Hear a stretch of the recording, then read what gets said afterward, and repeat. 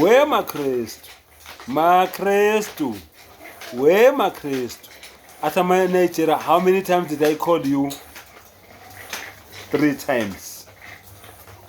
Ugeqa indlebe, uvula amehlo, uvula ingqondo, ulalelelisise. Ngithe namhlanje izambulo zingamakrestu. Ngikhuluma ngamaNazaretha awekho eBhayibhelini.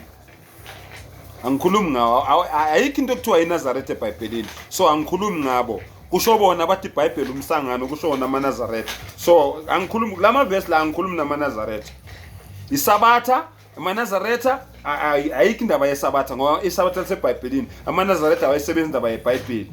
iPhasika liseBhayibhelini. AmaNazaretha awayesebenza indaba yePhasika, indaba yeBhayibheli ayikho indaba yelokuzana eBhayibheli.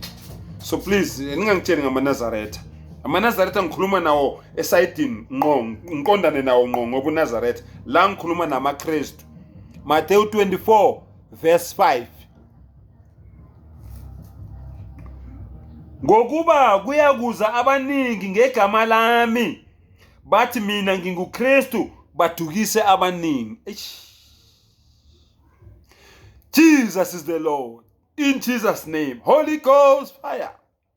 Jesus is the Lord. In Jesus' name, Holy Ghost fire. Niyadukiswa. Akusho umbatha. Funde lakho nawe. Badukise abaningi ngegama likabani? Ngegama likaJesu. Kusho yena ngomlomo wakhe. Akusho mina. Geqana indlebe maKristu nilalele.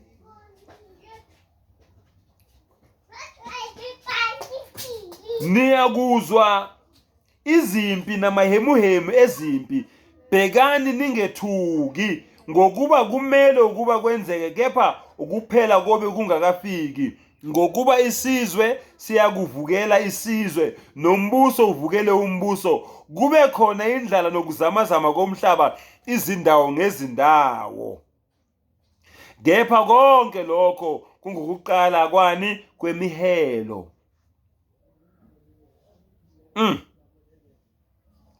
Lapho ke bayakunikhaphela osizini banibulale. Niyakuzondwa izizwe zonke ngenxa yegama lami.